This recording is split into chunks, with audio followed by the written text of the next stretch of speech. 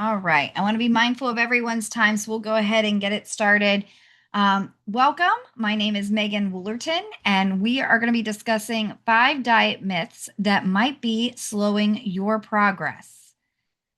So, if you've never taken a webinar with me before, a little background is I am certified as a personal trainer, a health coach, nutrition coach, corporate wellness specialist, positive psychology practitioner, and I'm also certified in sleep, stress management, and recovery. I work with individuals and companies to provide employee wellness. I do everything from the nutrition coaching to high performance productivity coaching. And I will work with individuals one on one or large groups. I love to teach and do webinars. I try to do one of these every month. There is one in April. So, March is National Nutrition Month, which is why we're focused on diet myths today.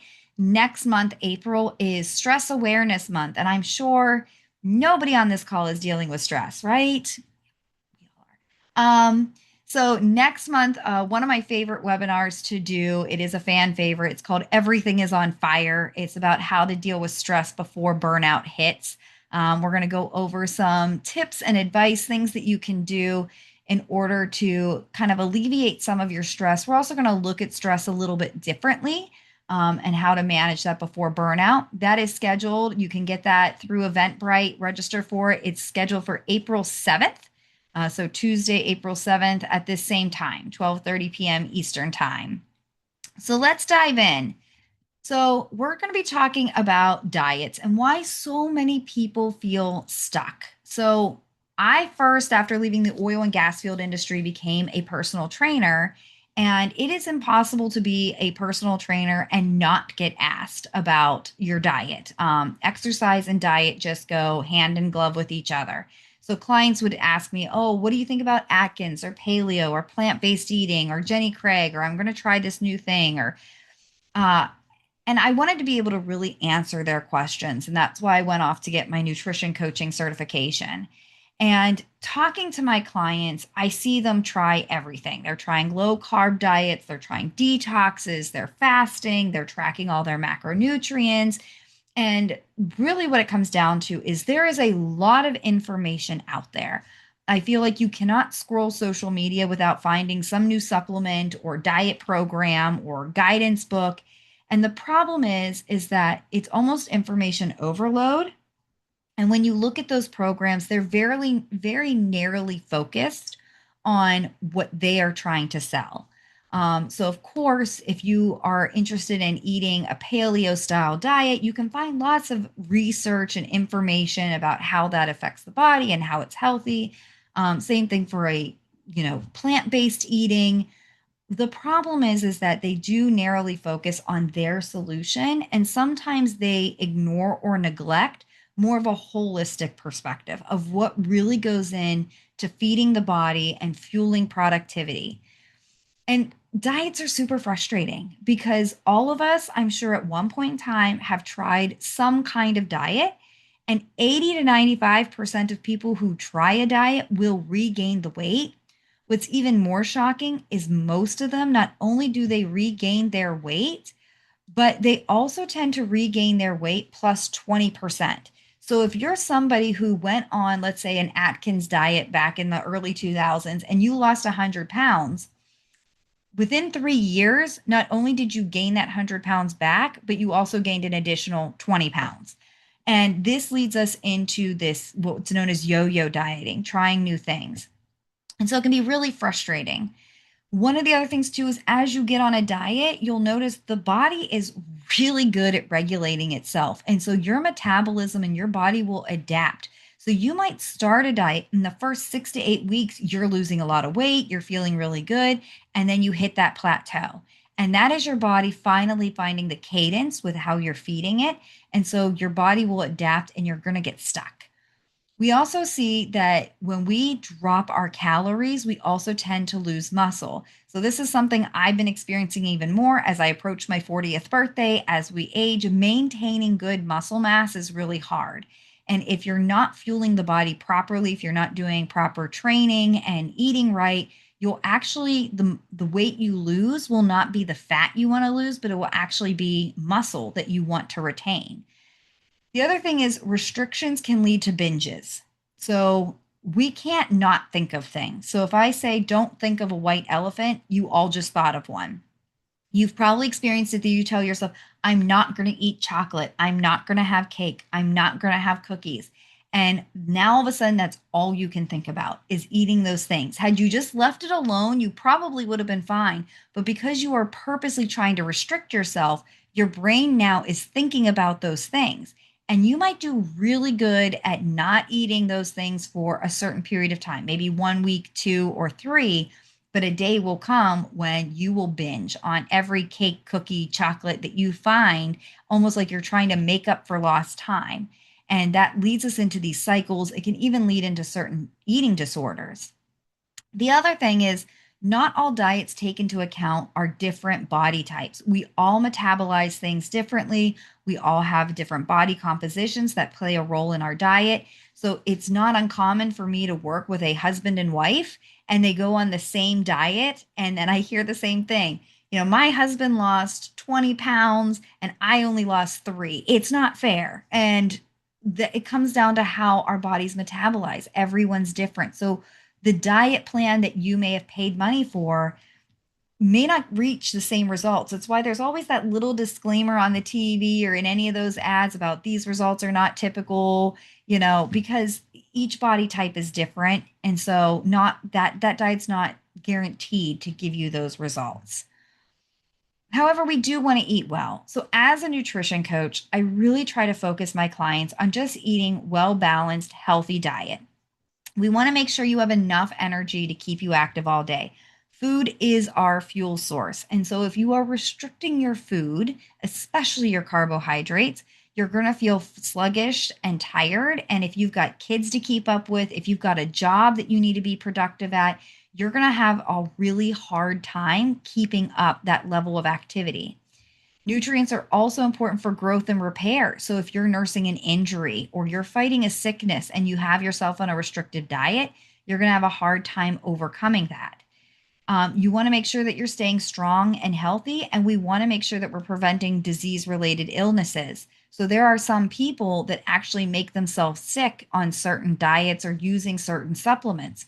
So I've heard a couple of cases, people on like a GLP-1, and they started to get the gastric slowing or the gastric paralysis, and they had to come off the medication. Some of them needed surgery for it. That's not common, but it is a side effect. I know people that did the cabbage soup diet back in the early 2000s and made themselves sick eating basically nothing but cabbage soup. So, being on some of those restrictive diets can actually cause certain illnesses, and we don't want that. We want to make sure we're eating in a way that makes us feel good. So, diving straight into it, myth number one: low carb diets are the fastest path to results.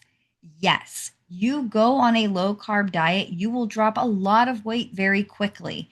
However, the weight that you are dropping, especially initially, is water weight. It's not the fat that you're trying to burn off.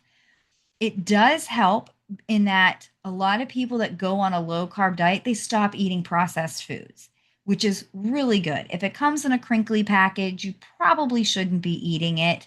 And so eliminating some of those processed foods is really good because it helps to lower your inflammation. It can help with your blood sugar because a lot of those processed foods, things that are very quick digesting, simple carbohydrates, those tend to spike blood sugar and insulin levels. And that can lead to a lot of other health issues. So being mindful of your carbs is really important. However, a diet like this can backfire because it can actually increase your stress hormones. If you are too restrictive and you don't have enough energy to get through your day, it's going to stress you out. If you're already really stressed and then you compound that by telling yourself, I'm not going to go to food, and maybe food was part of your coping mechanism, or you're just now dealing with hunger pains that you're not used to, that's going to compound that stress. And so, as that stress rises, it actually messes with some of your hormones, which can affect your metabolism. And then that's where you hit your plateau. Certain carbs like oats will actually help you get better quality sleep. And so eliminating certain things from your diet like oats and things that are high in magnesium will actually affect your sleep patterns. And now you're not only hungry for carbs and not fueling your body with the best fuel source, but now you're not sleeping well, which is going to compound that fatigue. It lowers your workout performance because you don't have the energy. It's also unsustainable socially. We like bread, right? We like bread, we like pasta. It feels like every social gathering has some kind of carbohydrate. There's a cookie tray, there's a cake, whether it's wedding or graduation or birthday, like it's just there. And so sometimes it's really easy to maintain this habit if you put yourself in a bubble and you didn't go out and socialize. But the minute you have some kind of gathering or event or celebration, that kind of goes out the window because it's really hard to say no to carbs in those social settings. So it also makes it stressful. Now, where a low carb diet can help, and I have recommended it, is if you want to drop a little bit of weight and some of that belly bloat right before a big event. So I have worked with people getting married or having some kind of reunion, and they're like, I just want to feel good in my dress or my outfit for just a day. They're going into it with the mentality of this is not going to last. Again, you go on a low carb diet for 1 or 2 weeks, you'll drop 5, 6, 7 pounds of water weight, and that will make you look a little trimmer. It will help with the belly bloat, but understand as soon as you start eating carbs again and drinking water again, it's going to come right back on. So if you have the right mentality of this is just for a day, I want to drop a couple of pounds so I can feel good for this one day, that's totally fine. But you have to just make sure that you're understanding it's for that day. This is not sustainable long term. Myth number two, you need a detox or a cleanse. The reality is you have a kidney, or you have two kidneys, hopefully, and a liver, and they detox daily. As long as you're drinking plenty of water and helping to flush those, they are doing the detox for you. A lot of people that especially go on those juice cleanses tend to take in more sugars. And when they're taking in more sugars and they're drinking more juices, a lot of times protein goes out the window, eating protein heavy meals because they're filled up on the sugary juices. And so they experience muscle loss. The nice thing with having some muscle mass is that for every pound of muscle, you burn extra calories, so many calories a day. And so having nice muscle on you is helping to activate that metabolism. If you're not feeding the muscles with protein, then you're going to actually restrict your metabolism.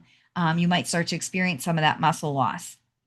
Now, some people who go on these detoxes and cleanses, they come out and they say, oh, I feel so much lighter. Understand that feeling lighter doesn't mean that your metabolism is boosted. You might just be on a sugar rush, especially if you're not used to taking in that much sugar. What we always recommend as nutrition coaches is you got to eat the fiber. It is better to eat the fruit than drink the juice because you get the sugars, but then you're also getting the fiber. If you want to do some kind of cleanse, just make sure you're eating high fibrous food, adding celery, dark leafy greens, those things that have those high fibrous materials. Those actually sweep the digestive system clean. Make sure when you eat high fiber that you're also drinking plenty of water so that you can get that fully out of the body. So just making sure we're getting good fibrous food and drinking plenty of water, that's enough to detox and cleanse. You don't have to go to extremes. And this is coming from somebody with Crohn's disease who's had 13 colonoscopies. I have done some extreme cleanses, not necessary. Again, liver and kidneys are more than enough.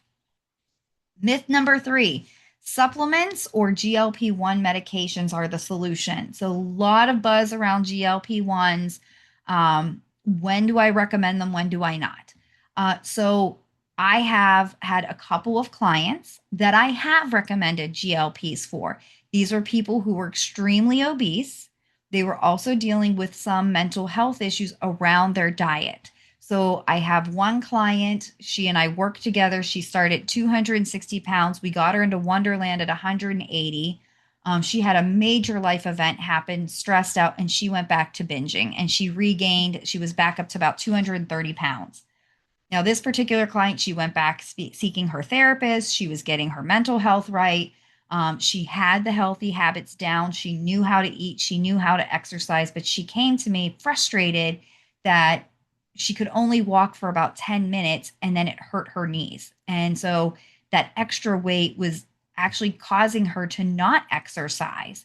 And so for her, I said, go and talk to your doctor, see if they would recommend a GLP-1, even for a short term. Let's get, 15 to 20 pounds off of you so that your knees can have that alleviated stress from the walking. And then you can ramp up your exercise. We just need a quick win. We need to get like 15, 20 pounds off of you quick. And then from there, I know you have the habits and the ability to do this without the supplementation.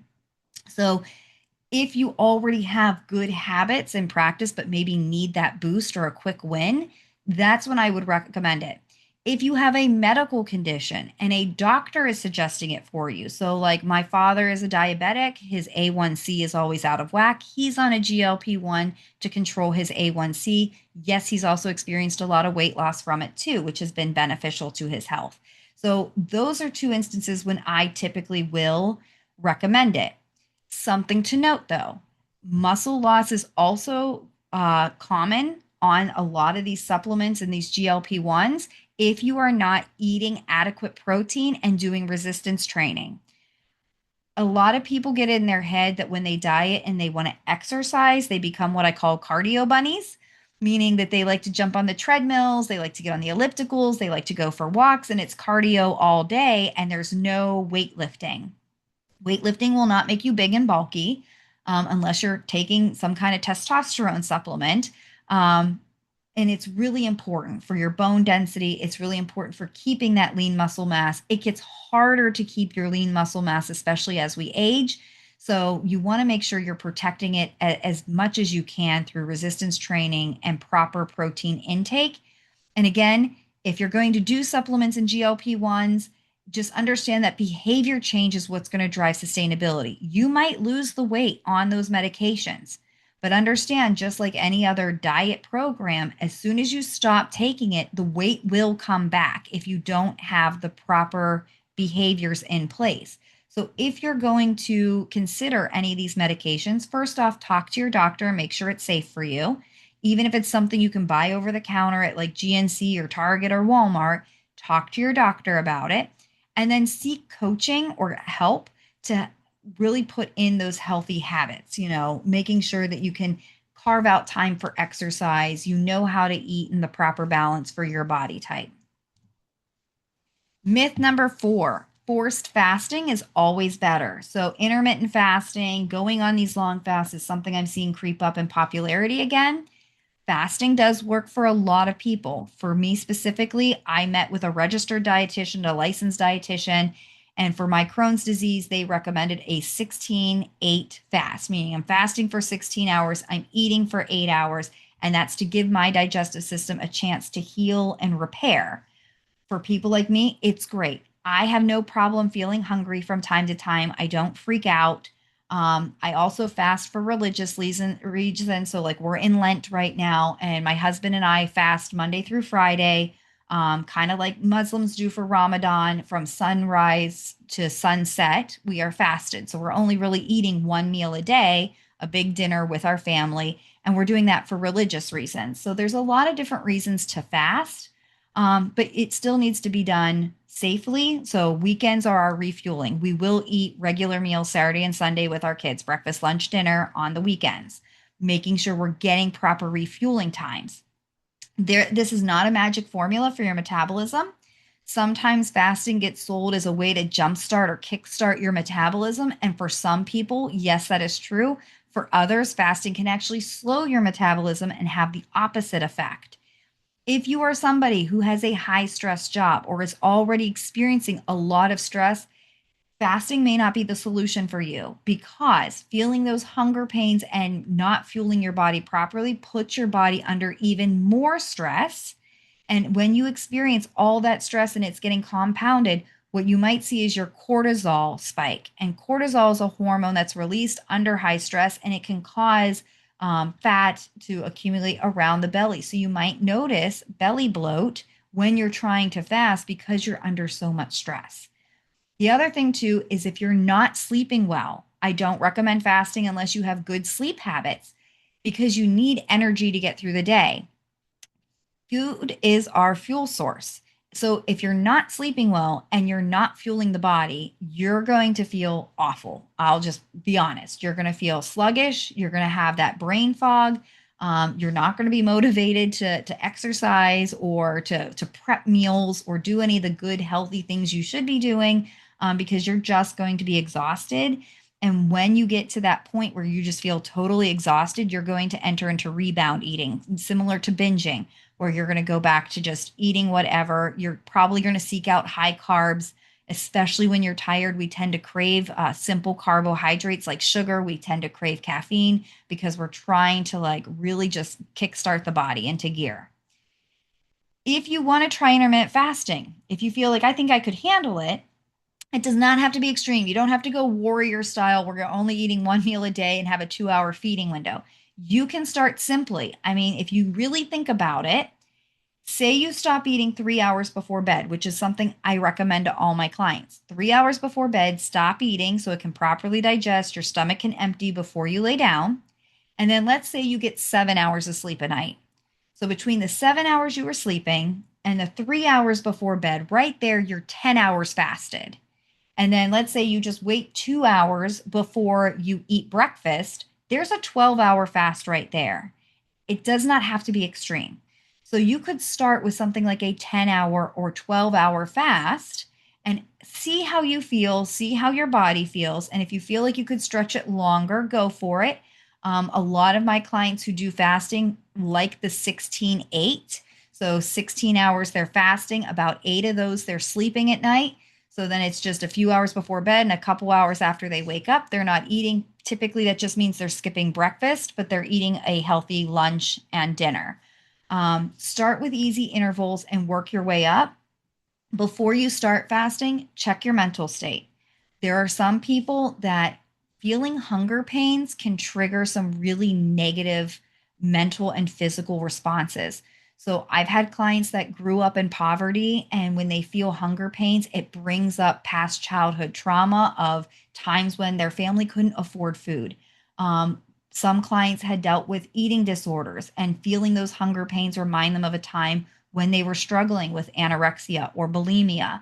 And so I don't recommend fasting if you don't think that mentally you can handle, those few waves of hunger pain that you might get. If you want to do any kind of prolonged fasting, so there's a lot of research about people who have cancer and are trying to fight off cancerous tumors going on prolonged fasts where basically it's water and bone broth because it starves the cancer, it helps to shrink the tumors. People with diabetes, there's some long fasting. I'm talking like 15, 30 days, long fast to help with diabetes. Those should all be done under doctor's supervision. I myself have done a really long, like 14, 15-day fast with bone broth and water for my Crohn's disease when it was really bad to help me delay needing to get surgery. But I did that under the supervision of a doctor. I had to check my blood sugar every day. I had to make sure I was properly hydrated every day, but it was done under doctor supervision. There are some health benefits to those prolonged fasts, especially for certain medical conditions. But again, should all be done under a doctor's care. Don't think that you can just get a guide or a book or something and follow that program. It might not be the right one for you.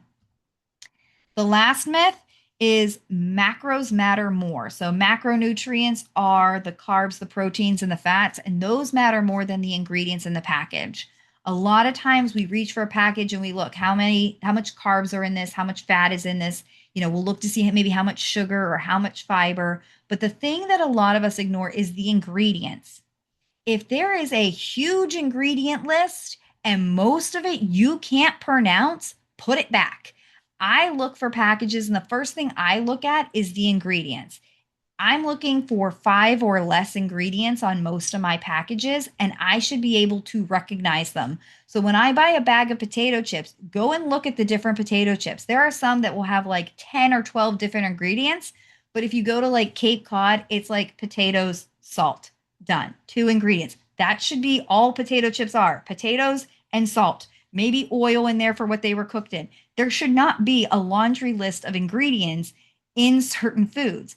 Make sure you're checking that, because while it's important to make sure you get appropriate amount of proteins, carbs, and fats in your diet, it's also important to make sure you're getting whole ingredients that aren't artificial.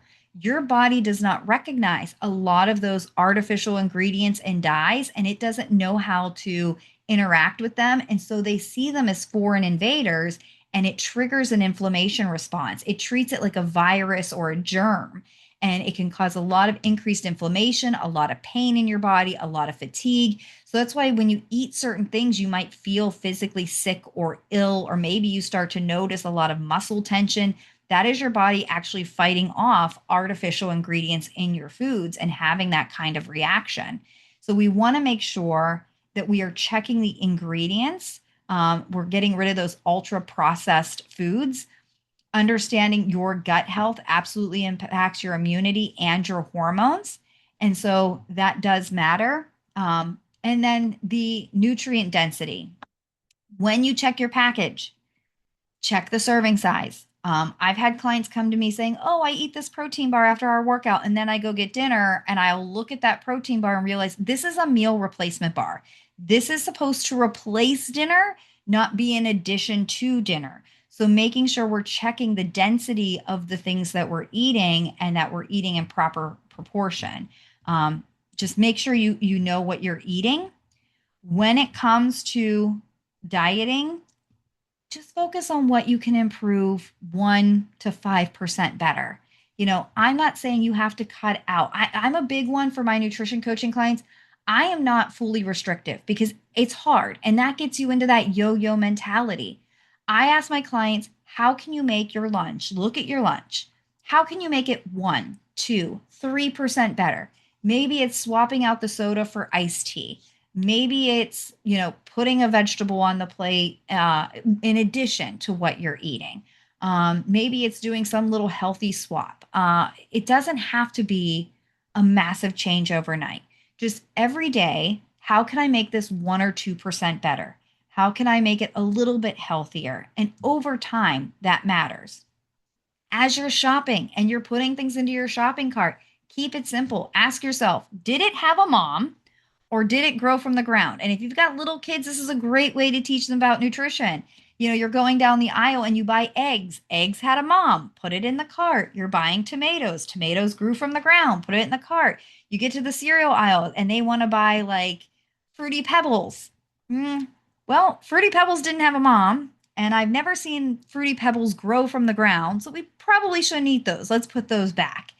If you can't identify it, if you can't match it to having grown from the ground or having a mother, let's put it back. What actually drives your progress is consistency. If I were going to give you the best advice to really make progress or get unstuck, focus on the protein intake. I'm in love with the new food pyramid. Put all politics and who created it aside. For a long time, we've been taught that higher protein is better. About 35% of your diet should come from protein. So I'm glad that we're focused on that now and not the heavy carb food pyramid. Focus on resistance training. More than just walking, add some weight and cable resistance to that, even if it's holding hand weights while you walk, could really help. Sleep, make sure you're getting adequate sleep because sleep and eating they overlap. If you get poor sleep, you're going to eat poorly. If you eat poorly, you're going to get bad sleep. So we want to make sure we're focused on both of those. Regulating your stress. Got a great webinar coming up next month on dealing with stress to help with that. And then make sure you have sustainable calories. You don't want to be so restrictive under 1,200 calories that you're hungry all the time, but we also want to make sure we're not overeating. So when you sit down to a meal, you should only eat till you're about 70 or 80% of the way full and then step away from your plate. If currently you're feeling stuck, I want you to ask yourself, am I underfueling my body? Am I over restricting myself and now craving something because I told myself I can't have it? Am I properly managing my stress? Am I sleeping well? Or am I just chasing extremes? If you've answered yes, I'm underfueling, I'm not managing my stress, I'm not sleeping well, focus on that area. Don't necessarily think it has to be what you're eating, what's in the pantry, and what's on your plate. It could be one of these other areas. And by tweaking those, can actually get you out of being stuck and help you to actually get progress. So when we talk about eating a healthy, balanced diet, it's maintaining, what is right for you, maintaining a healthy weight for you, focused on preventing disease. There's no magic formula. Every client that I work with is completely different based on their goals. If they want to build muscle, they have more protein in their diet. They're trying to lose weight, they have more vegetables in their diet. It's different for everyone, but it's not complicated either. Look at the ingredients that you're eating, focus on eating what's balanced, and give yourself grace. You should enjoy food. You shouldn't be looking at this as bad food and it's bad for me and I feel guilt and shame around it. Enjoy it. Mealtime should be a fun time to spend with friends and family. It should be a little bit of a social thing. We should enjoy eating. We shouldn't have to be worried about calculating every little thing that we eat. It's really about common sense. So I want to thank you for your time today. There is a QR code on the screen. I'll leave this up for a couple of minutes. That is to download 3 free recipe books. So there is a higher protein one. So if you're somebody that's looking to get more protein intake, there's one that's for plant-based eating. So if you're someone like me who needs to get more vegetables in their diet, and then there's another one, I think it's a lower carb, more Mediterranean style diet. So those are the 3 popular ones that I get asked for a lot.